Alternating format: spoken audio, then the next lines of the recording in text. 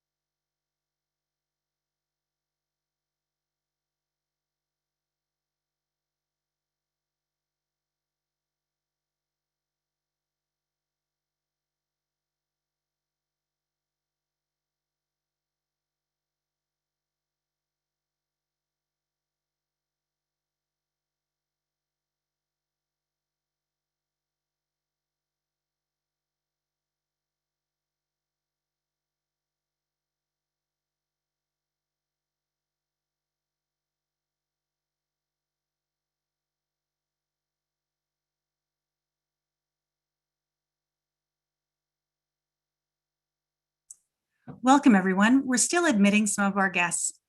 We will begin shortly.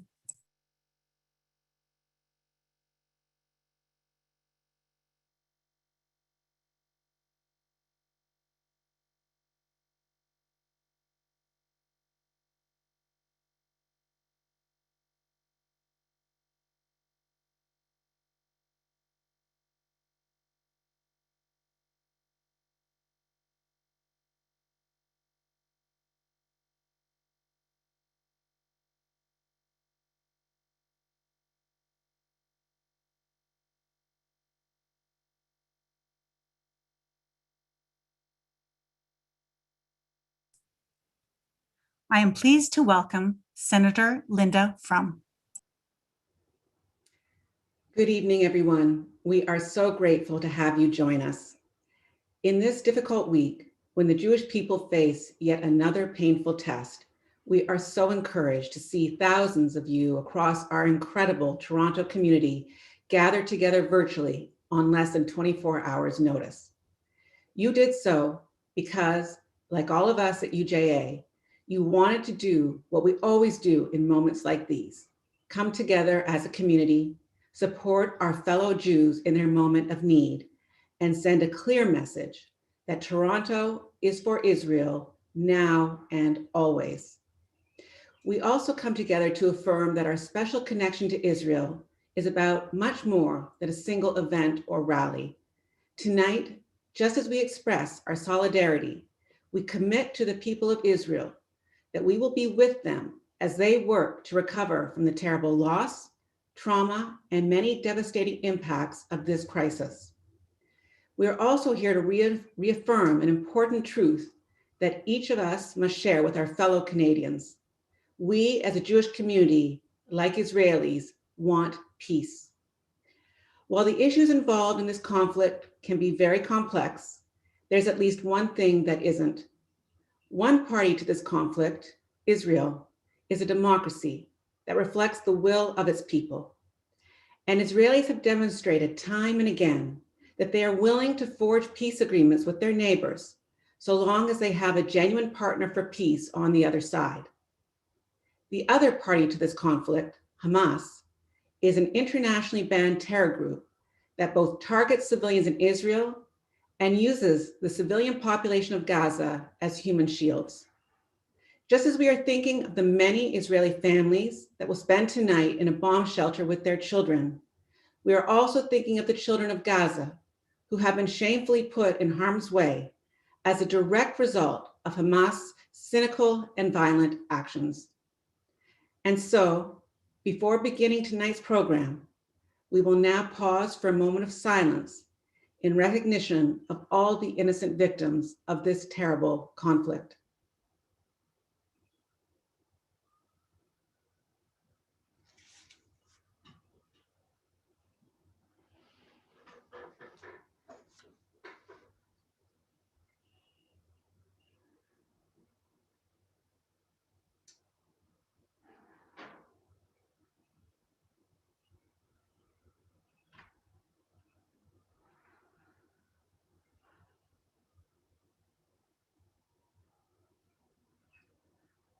Thank you.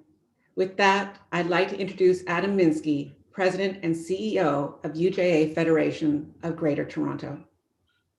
Thank you, Linda. And thank you to everyone joining us tonight. As Linda noted, this is a time for us to be united as a community and united as a Jewish people. Our community is diverse in our viewpoints and diverse in the ways that we connect with Israel. But when Israel is under attack, which means that half the world's Jewish population is under attack, uniting behind the people of Israel must be our response. We've all been watching with growing alarm the images, videos, and stories coming out of Israel. At moments like this, what is most difficult for me personally is the feeling of powerlessness that comes with being geographically far from Israel. I know many of you feel the same way because so many of you have been asking me and the UJA team what we can do here in Toronto to help Israel. Tonight, we are not powerless, and we're here to do more than demonstrate our solidarity. We're here to launch a united, community-wide movement to show through our words and actions that Toronto is for Israel. In the coming days, we will be mobilizing the community to join us in making a difference in various ways. Tonight, we'd like to begin by asking you to take 3 key actions. First, this is a time to double down on our public pride, love, and support for Israel. Due to the pandemic, UJA's annual Walk with Israel has been modified to be a month-long experience, with community members choosing to walk one of our walk routes with their family. If you haven't signed up yet, please do so at walkwithisrael.com. It's free, and we can provide you with a Walk with Israel sign for your lawn. Let's unite, not only tonight, but for the entire month of May, and show Toronto we're proud to support Israel. Second, many community members have asked for an opportunity to provide material support to help Israelis get through this crisis. Tonight, I'm pleased to announce that every dollar raised through our Walk with Israel will be dedicated to helping Israelis recover from the many terrible impacts of this crisis. And thanks to a generous and anonymous donor, every dollar you donate to the Walk will be automatically doubled up to a maximum of $500,000. I encourage everyone who is able to do so to make a gift or get involved in fundraising for this year's Walk. Third, this is a moment for our community to make our voices heard. As proud Jews and proud Canadians, we have a democratic right and responsibility, and we are uniquely positioned to explain to our fellow Canadians what's really happening in the Middle East. UJA's advocacy agent, the Center for Israel and Jewish Affairs, or CJA, is mobilizing an entire campaign to empower grassroots community members to share the truth, counter misinformation online, and call on the Canadian government to support Israel. Please join me right now in going to cja.ca/Israel under fire. Through CJA's Action Alert System, you can send a message to our elected officials in just minutes. And thousands of us speaking out together can send a strong message about where our community stands. Thank you. And with that, I'd like to introduce 2 important Jewish leaders who've each recorded a special message to our community. Toronto Jewish community leader Julia Koshitsky, who's in Israel, and Israeli Consul General for Toronto and Western Canada, Galit Baram. My dearest friends, stand with Israel. Be strong. Have hope. Only when we are together will we be strong. Am Yisrael. Hi. Good evening.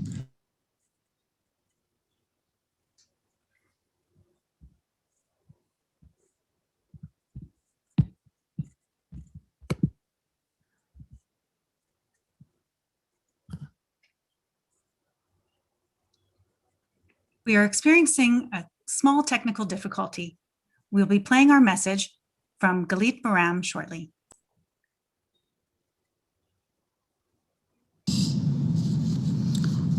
Dear friends, Shalom. These are hard times for the state of Israel. We've just overcome the challenge of the COVID global pandemic, and we find ourselves protecting our citizens from a wave of terrorism instigated by Hamas. This terror organization attempts to destabilize the situation in the region and cause an escalation of the Israeli-Palestinian conflict. Israel has taken steps to restrain and de-escalate the situation for a number of weeks now. These steps have been answered by a wave of rockets and terrorism from the Hamas-controlled Gaza Strip. More than 1,400 rockets have been launched to civilian population centers in Israel, sending millions of people, men, women, and children, to bomb shelters. Attacking Israeli civilians while using Palestinian civilians as a human shield is a war crime. It's as simple as that. And I encourage our friends in Canada to question themselves. What would you do? How would you respond if even a single rocket fell in Toronto, in Montreal, in Vancouver? We all know very well that no country would tolerate that. We will put an end to the unrest on our streets. Israel will not allow hooligans and rioters tear apart the delicate tapestry that is Israeli society. These people will be apprehended, peace and governance will be restored, and order will be reinstated. There is no place for such phenomena in our country. On days like these, Israel needs the support of the Jewish community and its many friends in Canada. You know Israel well. Many of you have been to Israel. Some of you have family and friends living there. You understand the enormous challenges that are facing us. I would like to thank you all for your love, for taking a stance in support of Israel, for genuinely caring. This is truly encouraging and heartwarming. Let us hope and pray for better days.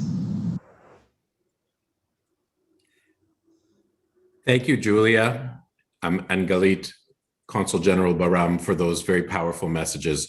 I know our entire community is grateful for your leadership. I'd now like to introduce two leading experts from Israel. Many of you will know author and scholar Dr. Daniel Gordis of Shalem College in Jerusalem, who recorded a message for our community earlier today. Dr. Gordis will be followed by someone else you may also know, educator, guide, and author Michael Bauer, who will come to us live from Kibbutz Beit Guvrin in Israel. Michael, I'll ask you to please go ahead and address the audience immediately after Dr. Gordis's message. Good evening. I'd like to begin by thanking you for inviting me to share a few thoughts with you today. I have many, many friends, wonderful close friends in the Jewish community of Toronto, and I know what extraordinary work the UJA Federation does, so I was particularly honored and gratified to be asked to share some thoughts with you. What I'd like to focus on really briefly this evening is two different pieces of this very complicated situation. The first is, how did we get where we are? Why did this happen now? And the second is what might seem to be a side conflict, but may actually be the main conflict, which is, of course, the conflict between Israeli Jews and Israeli Arabs, now sadly raging across Israeli cities. But let's start with the first issue. How did we get here? Why did these hostilities begin now? A number of people actually had a vested interest in all of this happening now. After the Abraham Accords, when the United Arab Emirates and Bahrain, followed by Sudan and Morocco, when there were noises about Saudi Arabia, all began to essentially say that the Israeli-Arab conflict was over, the Palestinians saw themselves being very much marginalized and sidelined by Israel, by the international community, and even by the Arab world. Hamas was becoming irrelevant in many people's minds, and it was time, as far as they thought, to prove once again that this conflict was far from over. Mahmoud Abbas, who heads the Palestinian Authority, also had a vested interest. He was elected in January 2005 for a 4-year term. So he is now in the 16th year of a 4-year term. He'd called elections for this month, for May 2021. Everybody knew that he wasn't going to hold the elections, that he would find an excuse to cancel them, which he did. But he needed a reason to take the spotlight off of his exceedingly non-democratic regime and get Arabs focused on something else. There were those on the Israeli right who were appalled by the idea that Naftali Bennett and Yair Lapid would create a coalition which was dependent on the votes of Ra'am, a small Arab party, which was willing apparently to sign on to the coalition, which is big news in Israel to have an Arab party be part of the coalition. But it's a distinctly non-Zionist, essentially anti-Zionist party, and people on the Israeli right were appalled that the center and the center right, which is Naftali Bennett, would be willing to do that. And some of them, I don't think, wanted to start this conflict, but were certainly willing to stoke the flames, to test the loyalty of these Israeli Arabs to see, are they really Israelis? Or are they really more siding with the Arab community? And all we need is a little conflict to see how that goes. And some cynical people in Israel, rightly or wrongly, I don't know, think that Bibi Netanyahu, who did not do very well in the last elections and was unable to form a coalition after the 4th elections, has a vested interest in 5th elections. So some people say he thought that if he could get a small conflict going, it would make it impossible for the center-right to make a coalition deal with Ra'am. There'd be no coalition for them, no coalition for him. We'd be 4th and 5th elections, and hopefully he would do better. That's a cynical view. I'm not saying it's true. I'm not saying it's wrong. But everybody, Hamas, Abbas, Israeli right, maybe Bibi, maybe not Bibi, everybody was playing with fire. And as often tragically happens when you play with fire, things can get radically out of control. Hamas did not imagine that we would start taking out their senior commanders the way that we have been, or that our intelligence was as absolutely stunning as it has been. We know where they're meeting, we know what buildings, and we take them out while the meeting is going on. It's extraordinary how much damage we've done. But we did not expect that they would unleash the kind of volley that they have. And Iron Dome has performed quite admirably, but not flawlessly. And they've overwhelmed it in certain cases, and they fired at Jerusalem, they fired at Tel Aviv, they were firing at Dimona, they were firing at Ashdod. We have had a number of casualties, tragic deaths. They're all horrible, including Israeli Arabs and Israeli Jews. So everybody has kind of reacted much more strongly than the other side imagined. And we find ourselves in a conflict which is just agonizing and feels endless, will likely go on for some time, a week, 2 weeks, who knows? It could end sooner, it could end later. That depends, of course, on whether or not Hezbollah gets into the story. But if Hezbollah gets in, that's an entirely different war. And we won't talk about that now because that's an entirely different scenario. So let's take some time and talk a little bit about what's going on across Israeli Arab cities. In Akko, in Lod, in Jerusalem, in the south, there has been exceedingly vicious violence between Israeli Arabs and Jews, including lynchings. Israeli Jews basically almost beat an Arab to death. He's alive, but he was beaten almost to death. And Israeli Arabs beat an Israeli almost to death. He is alive, but apparently in very tenuous condition. In the hospital news is a little bit difficult to get exact. The police were out in force and they declared curfews in a few cities. The curfews were violated left and right. There was discussion this morning of calling in the army. The army is opposed. Gantz, the Secretary of Defense, is opposed. But Bibi wants this quelled, and at least for right now, as I'm speaking to you several hours before your meeting, they are bringing in backups from reserves from the Border Patrol and the police, but not the army quite yet. But this is a disaster with tremendous amounts of property damage, attacks on people, attacks on synagogues, little things that look like pogroms inside Israel. It's really hard to describe how horrific it is. And it's taking place really all across the country. Now, not in every city, but in every city where there's been some semblance of coexistence for many, many decades, it's been completely blown sky high. Jews are literally afraid to come out of their homes. In other cities, Arabs are afraid to come out of their homes. This is the falling apart of the coexistence part of Israeli society on which we've prided ourselves to a certain extent, which was clearly not as deeply rooted as we had hoped or thought. Now, it's important to understand that we shouldn't be entirely surprised by the depth of emotion here and how much an Israeli war with Gaza elicits complex feelings for Israeli Arabs. Because, of course, who's an Israeli Arab and who's a Palestinian refugee, either in Gaza or on the West Bank, is very often a matter of luck. If you were an Arab in Haifa in 1947-48 as the state's being created, and you decided to flee the fighting, and you were one of the lucky ones, and your car started, and you were able to make it eastward or northward, then you or your children or your grandchildren today are stateless refugees in Lebanon, Syria, Jordan. In Jordan, some of them have citizenship, but you're refugees. You're living in the West Bank, you're living wherever you are.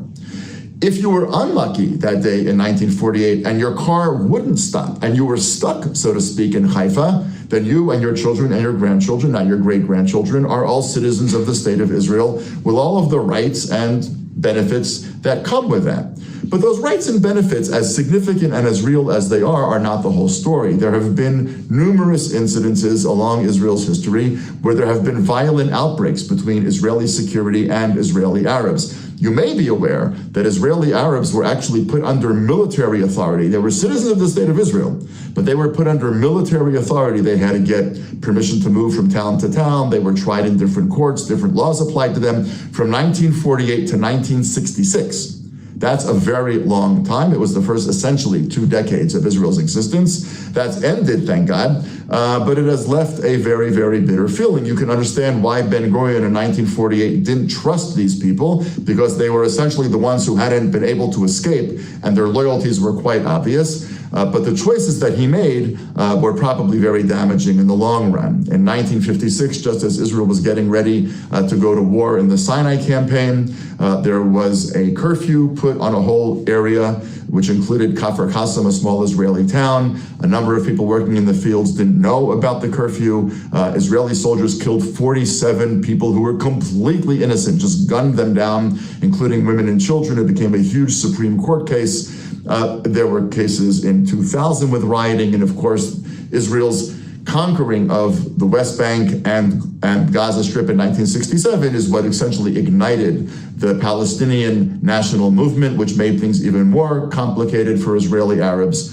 So this has been a long-standing, simmering tension, which one can understand, because you need to understand that the way they tell the story of this place and the way I tell the story of this place as a Jew are very different. The story that Jews in Israel tell is we were people dispersed across the world, and we came home to our ancestral homeland and built a thriving state.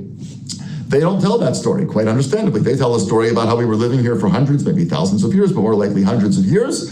And people from Europe came and took our land away, not accurate, but nonetheless, that's how they feel, and created a state not of our making. That's entirely true. So there are 2 very different narratives about what this place is that are at play here, and sometimes they explode in this kind of horrible violence. Just note that things were getting much better. During COVID, Israeli Jews who knew they might have to go to the hospital knew that if they ended up in the emergency room sick, the likelihood that an Arab doctor, nurse, tech, or someone else would be caring for them was very high.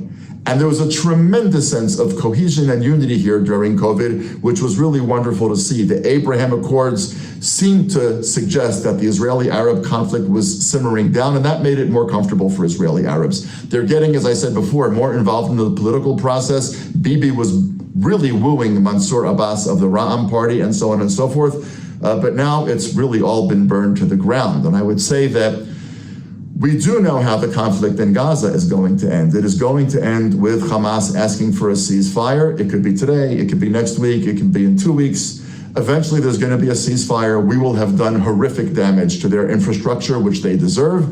They will have killed a number of Israelis and wounded many more, and lots of Israeli children will live with PTSD for a very long time. It's horrible on both sides, but we know how the conflict is going to end. Unless, as I said, Hezbollah gets involved, which is a different story. What we don't know is how this very, very tragic situation with Israeli Arabs is going to end. This could really spin out of control. This could upend a sense that we were moving towards even more coexistence and more unity over the past decades, and really restore us back to where we were many decades ago. I hope and pray that that will not be the case. I hope and pray that the horrible violence inside Israel that we're seeing will actually lead leaders on both sides. And it's important to note, by the way, that both Arab leaders and Jewish leaders on the far right have all been decrying the violence unanimously. So that at least is good news. But I hope and pray that these leaders will be able to get things back under control, that they'll be able to bring their various populations back to quiet, and that we as a society, Jews and Arabs alike, will understand how much more work we have to do to make Israeli Arabs and Jews understand that we actually share a society that we're going to share as far as the eye can see. So I wish you all good health in what I know are still very trying times in Canada in general and in Toronto in particular. And I wish all of us who care and love about the Jewish state peace as soon as we can have it, and calm inside Israel, and an opportunity to begin to rebuild the ideal society that has always been the dream of Zionism, and for which all of us on both sides of the ocean continue to work with such great dedication.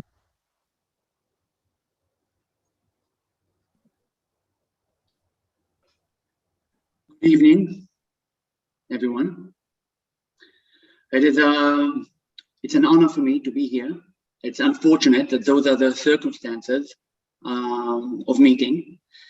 I'm living here. I'm on a kibbutz called Beit Guvrin. I live on a hill, and the view in front of me is the shore, pretty much between the Gaza Strip and the town of Ashdod.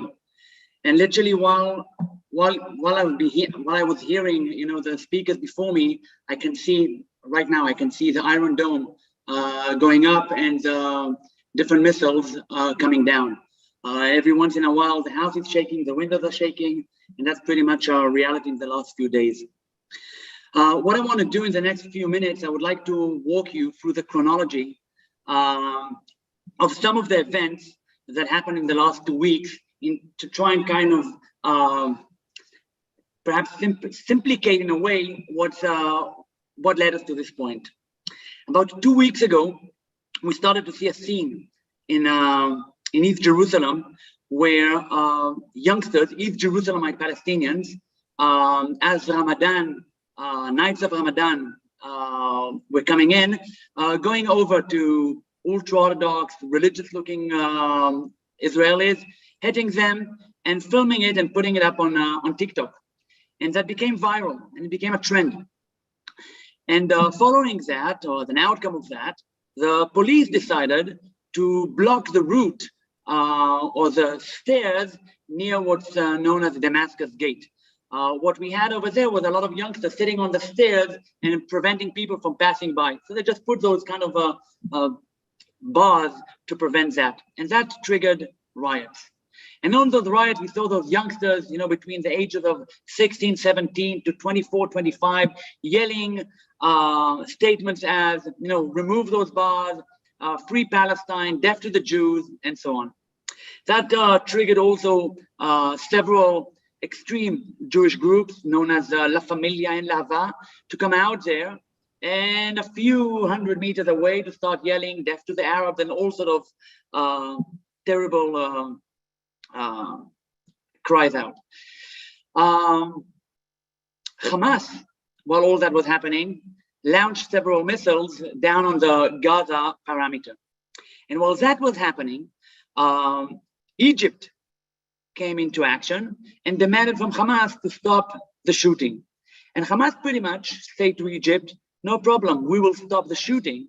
You just make sure that the elections, the Palestinian elections, are going to happen. Egypt, like Israel, like Jordan, like Fatah itself, had no interest of those elections happening, simply because it was obvious to everyone that if the elections would happen in East Jerusalem, in the West Bank, and in the Gaza Strip, Hamas is going to win for several reasons. And the elections were canceled. And the riots kept on going. By the way, the bars were removed. The riots kept on going. And when you ask those youngsters, why are you rioting? I mean, those bars that you demanded to be removed were removed. You heard those youngsters talking about the neighborhood of Sheikh Jarrah. I don't want to go too deeply into what is Sheikh Jarrah, but in a nutshell, Sheikh Jarrah is a neighborhood in East Jerusalem. And the story there generally is that prior to 48, there were houses over there, properties that were owned by Jews. In 1948, like any other place that was taken by Jordan, those Jews had to leave, similar to the story of the Jewish Quarter. And in 1967, when Israel took over the neighborhood, in fact, they could reclaim those houses. But in those houses already were living Palestinians, Arabs, that were actually living before 48 in neighborhoods in West Jerusalem. So those Palestinians were demanded, since they don't own the house, to pay rent. They refused to pay rent because they rightly said, well, we're not going to get rent from the houses that we left in 48. Why should we pay rent for those houses of Jews that left in a similar time? But that led to the Supreme Court of Israel to allow an evacuation of those houses. Now, it's a long discussion about, how does the Supreme Court work and about issues of law, but the way that Palestinians see it is an attempt to change the demography and the character of those neighborhoods. Sheikh Jarrah specifically is right almost on the border, right near route number 1, which means that if that becomes more of a Jewish neighborhood, the West just started moving east, and if that stays in the hand of Palestinians, the Arab, the Palestinian, the East is claiming that area. So it's way bigger than just a neighborhood. And that triggered really things that have to do with identity, with history, 48 and 67. While all that was happening and riots kept on going, we saw an escalation from Gaza, and the missiles started coming down, as Danny already said before. And Hamas generally, very fast, did manage to get this visual victory, simply because if you're looking at what happened in the Arab media, also in the Israeli media, also in the Western media for the past 10 years, parallel to the Arab Spring, the Palestinian story was actually removed from the agenda, which obviously allowed us to go ahead with the Abraham Accords. And what happened very fast in this past week, Hamas did manage to bring up the Palestinian story to the front page. Here we are talking about it. But not only that, if the elections were canceled and Hamas was left out, Hamas is able to say right now, you canceled the elections, but guess what? Go and check right now any media source, an Israeli one, an Arab one, which is important to check, and a Western one. It'll be hard for you to find the words Abu Mazen, Mahmoud Abbas, or Fatah. You will hear Hamas. Hamas did manage in a few days to bring the Palestinian cause to the table and bring themselves back to be the most relevant player in the field. But at the end of the day, in order to prevent the ongoing violence, we will have to discuss it with Hamas and not with Abu Mazen or Mahmoud Abbas. Like Danny said, if you check what's now concerning a lot of Israelis, it's what's happening inside. What's happening in Akko, what's happening in Lod, what's happening pretty much everywhere. If you're familiar with the geography of Israel, we are not driving right now south. Towns of Arad, towns of Dimona, Beersheba, those roads, Jews cannot drive through them. Those of you who've been to Akko and know the fish restaurant of Uri Buri, it was burned down, including his hotel. And I could go on with a long, long list. And that is of a lot of concern, as we don't know where that is going. As for the future, meaning the next few days, the future is for the prophets, and it's hard to tell. Yet, a few things that we need to take into consideration.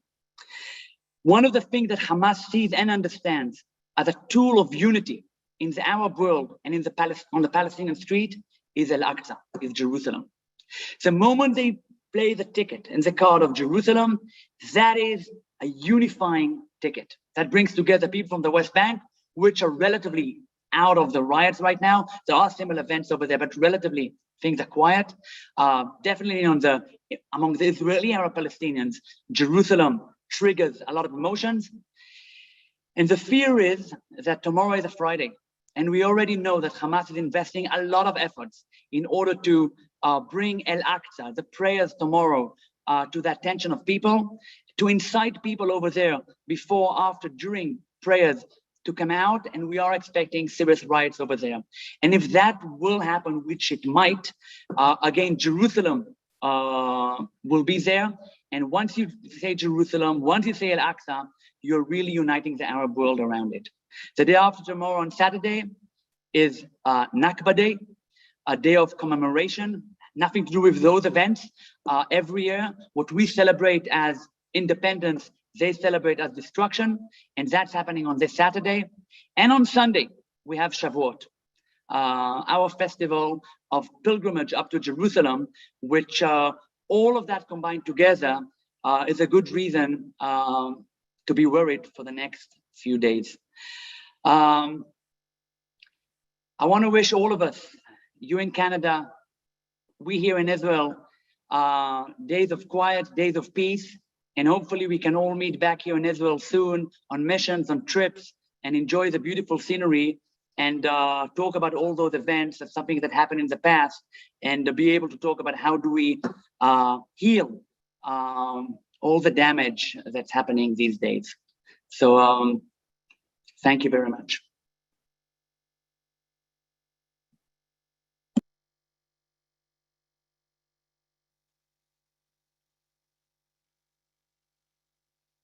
Dear friends sitting in Toronto, hi, my name is William. I work for UJA here in Tel Aviv, Israel. Last few days have been horrible, filled with fear, frustration, terror, and tragedy. We've been suffering thousands of rocket attacks on our cities throughout the last 72 hours, and in some areas of Israel for over 20 years or so. These last days have been specifically tragic due to the casualties, but also living under terror. Me, myself, a father of three, found myself very frequently running into the stairwell in order to find shelter, or having to travel north from where we live in Tel Aviv in order to look for a safe room. In addition, we are all struggling now with some tensions within Israeli society, which broke out from tensions that were only on a social level to actual violence and lynching in the streets. Needless to say that this only adds another layer of fear and terror to the overall fear and terror that we all feel from the general security situation. That being said, and with all the hardships put aside, we are extremely grateful and appreciative to have our brothers and sisters in Toronto thinking of us, sending their prayers, and supporting us through the important work that UJA leads in Israel that allows people to get emotional but also physical relief due to these difficult times. So we want to take this opportunity to thank you for being with us in good times, but also now during the bad times, and to say how much we love you all and wishing you all Chag Shavuot Sameach, and mostly peace and good health to everyone. Shalom. Hi, this video is coming to you from Caesarea, Israel. Our family moved here this year, and we, thank God, are living in the north of the country, and there has not been so much action here, so we are okay. I think the hard part is for people that are in the south and the soldiers that are taking care of us. And I'm not gonna lie, this morning when I put my kids on the bus to school, it was definitely, my heart skipped a beat a little bit, but life goes on, and I'm really grateful to be here and to have the Israeli army supporting us and taking care of the country. And Am Yisrael Chai. Am Yisrael Chai. Hi everyone, our friend in Toronto, the Federation of Toronto. I'm stand here in the emergency center after 72 hours of attack from Gaza. The Hamas and the Jihad threw 1,000 of rockets to all the area. And last evening we have a bad evening. Some of the children of the road died from one rocket that hit the house that he stayed. You know that in the last 10 years together, we bring the resilience for the people in Sderot. With your friendship, we create a lot of projects that help us to make Sderot stronger, to make Sderot a place that people want to come and want to live. And I want to say to you again, thank you very much about all your support, and especially in this time we need you to continue to work, to give back the resilience for the citizen of Sderot. Thank you very much. Hi everyone, this is Kate. Normally you would find me in Toronto as I work for UJA Federation. Currently I'm visiting my parents in Israel together with my 3-year-old and my 5-year-old and my husband.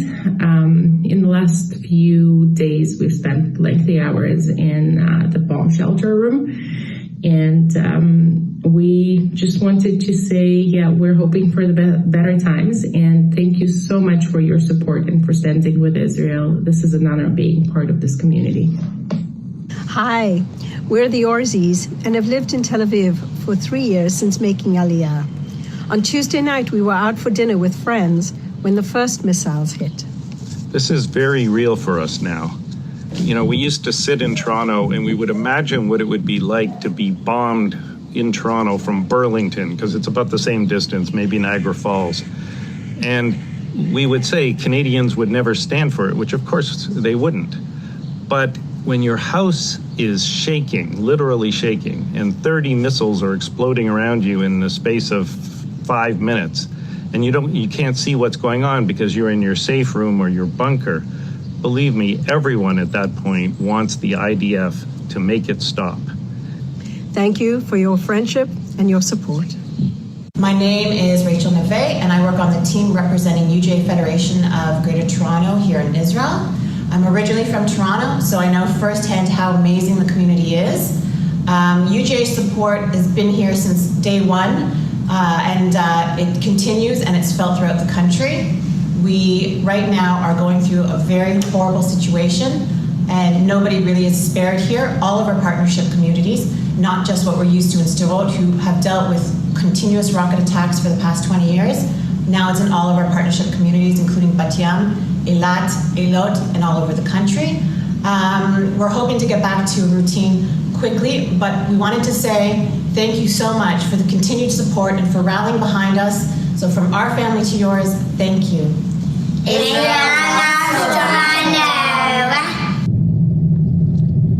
Hi to the very dear Toronto community. This is Eyal Shmueli, the Director of Major Gifts, the Israeli Shaliach to Toronto.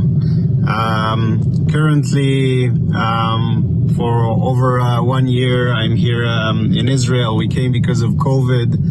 Right now, we're living in a small kibbutz in the northern Galilee called Tuval. Right now, it's a little bit after midnight here, and we mobilized a few volunteers here in the kibbutz to do patrols around the kibbutz. We are all surrounded by Arab villages, which we're good friends with every day, but right now things are a little bit hectic, so we're just patrolling the kibbutz, making sure everyone is safe, making sure our children is safe, and hopefully it will be another peaceful night. I'm sending you all my love and thank you for all of the support, and only peace to us all. Bye-bye. We are fortunate now to be joined in Toronto by wonderful rabbinic leaders reflecting the broad spectrum of Jewish practice.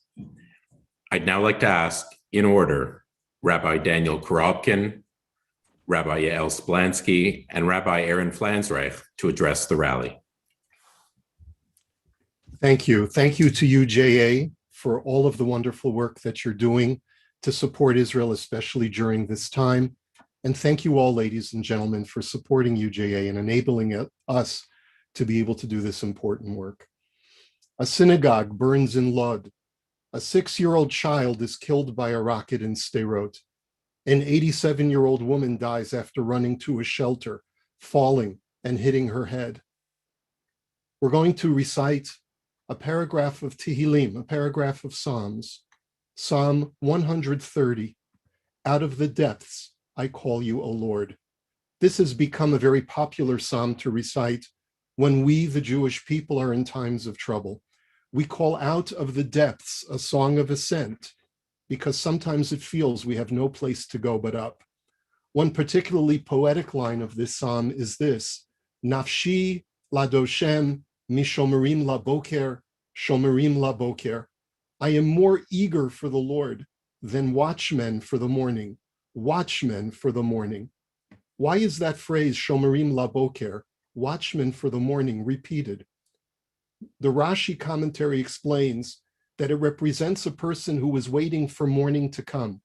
Many times we greatly anticipate that something great will happen, and just when we think we are on the precipice of seeing light, we discover that the light we thought we saw was merely an artificial light, perhaps from a passing car, but that morning is very far off.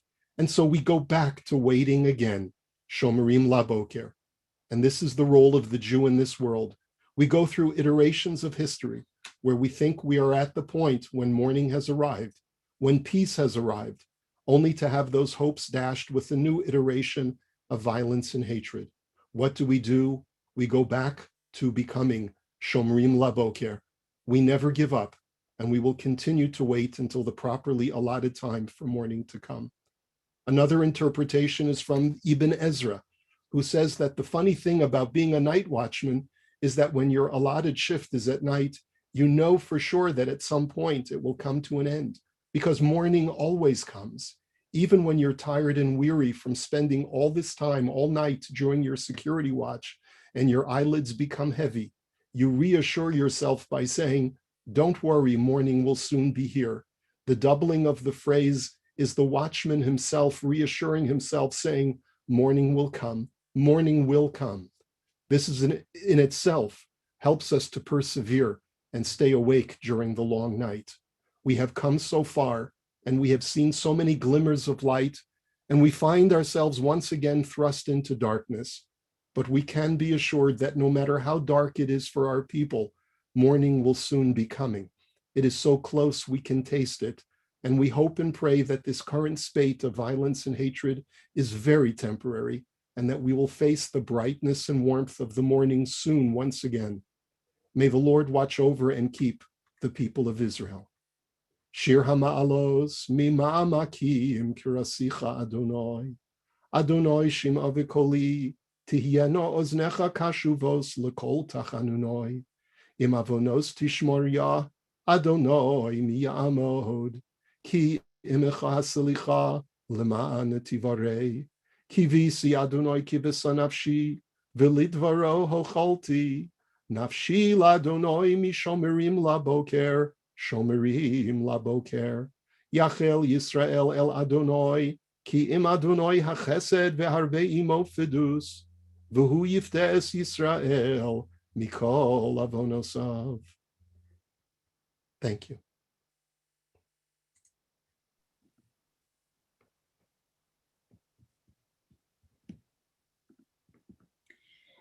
Libi b'mizrach, our hearts are in the east. We all have someone in Israel.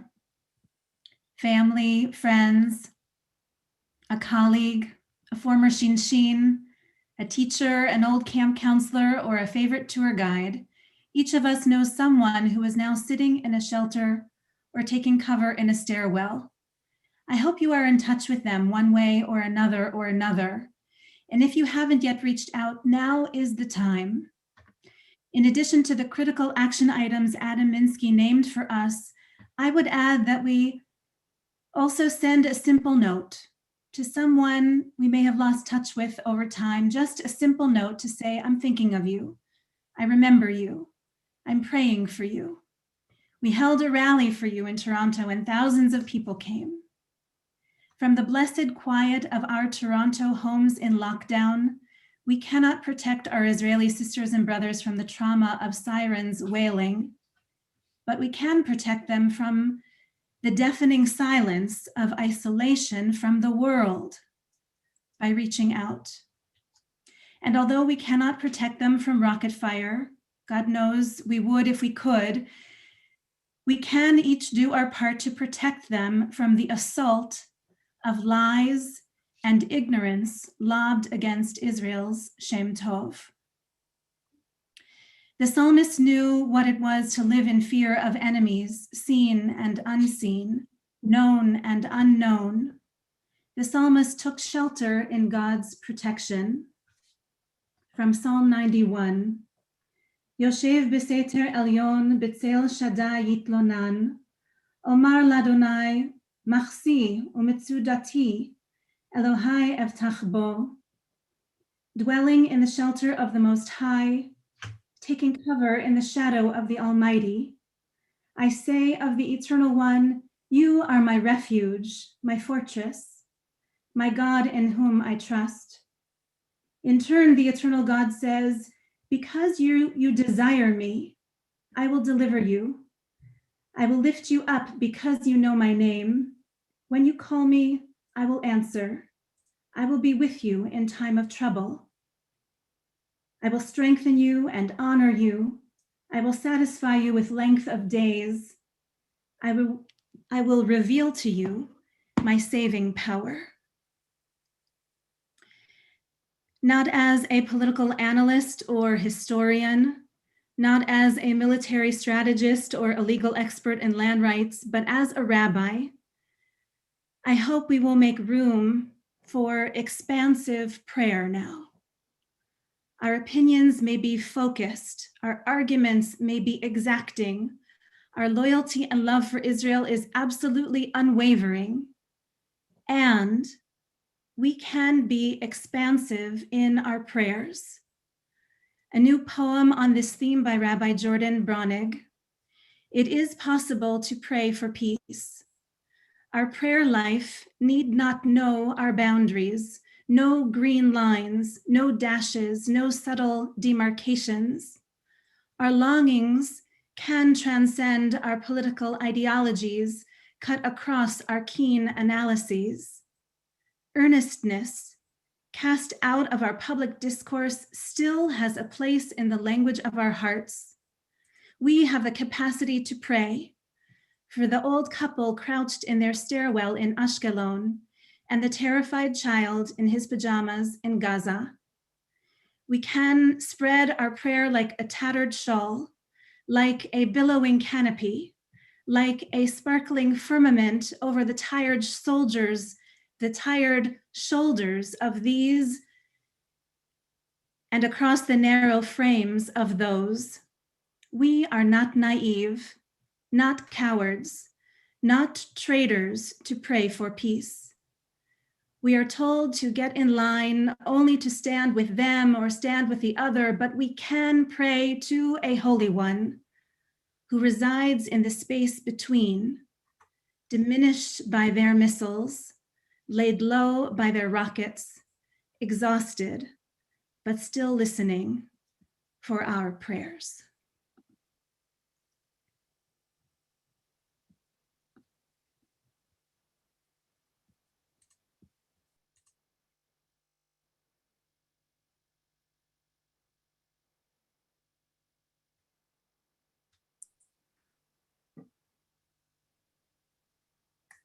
Sorry, Rabbi, you are on mute.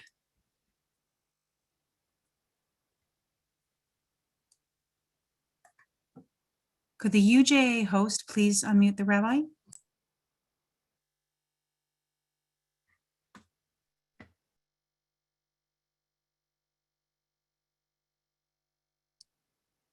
I want to thank the leadership of the UJA Federation and, of course, the many, many hundreds, if not thousands of people who have tuned in for this rally on behalf of Israel after watching what seems to be countless hours of heart-wrenching and painful news reports coming out of Israel with the lives of people who are being threatened, homes are being burnt, and the general upheaval of a remarkable flourishing moment in Israel that we took so much comfort and strength from.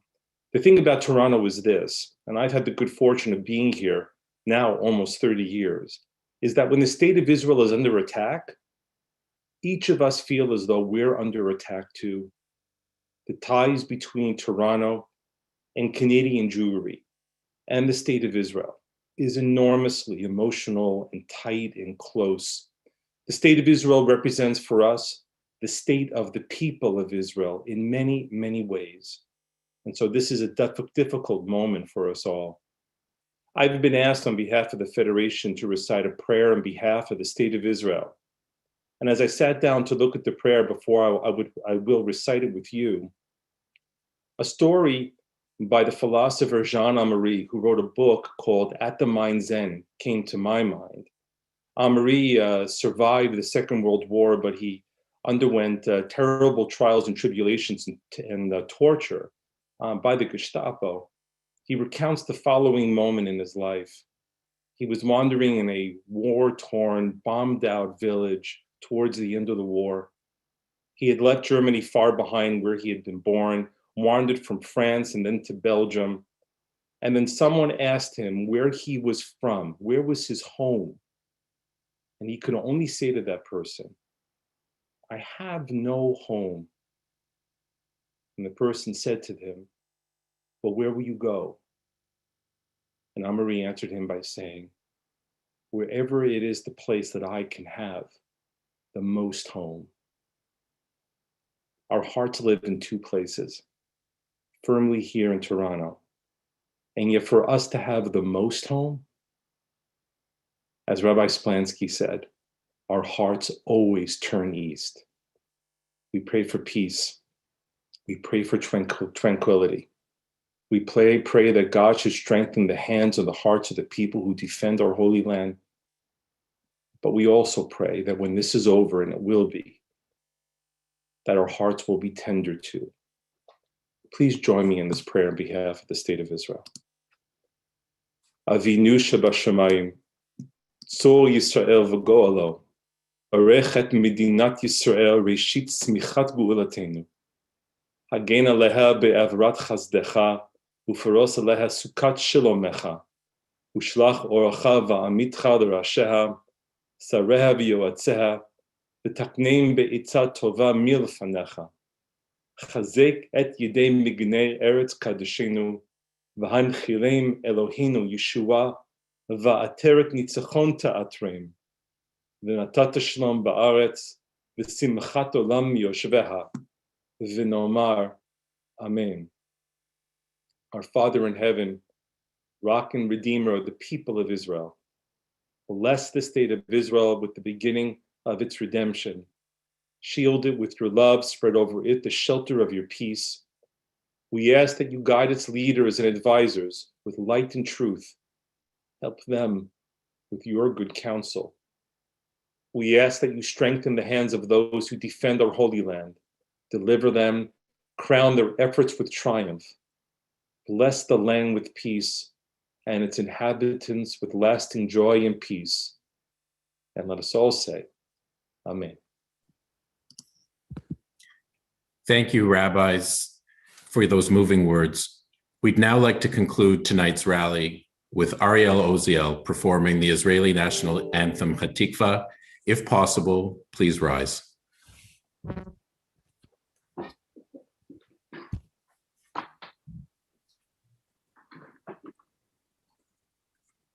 Kol od balevav penima nefesh Yehudi homiya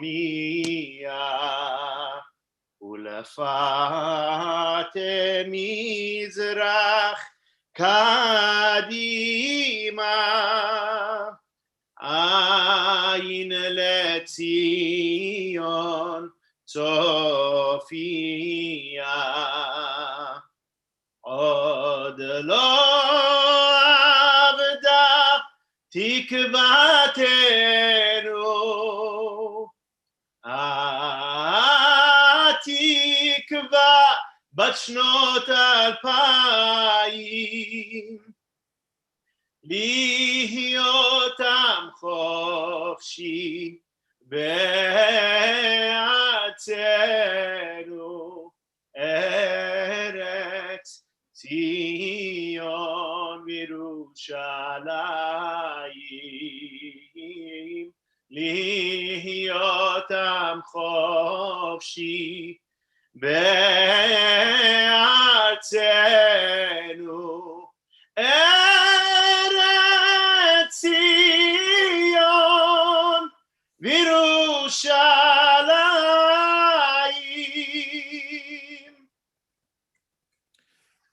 This now concludes our rally. I want to thank each of you who joined us tonight. Between Facebook, YouTube, and the live Zoom, we're over 8,000 strong. It's truly incredible to see my screen filled with so many faces from across our community. In the coming days, I encourage you to keep an eye on your email inbox and social media, as we'll be sharing more ways that we can make a difference for the people of Israel in this time of crisis. Thank you. May God protect the people of Israel. Am Yisrael Chai, and good night.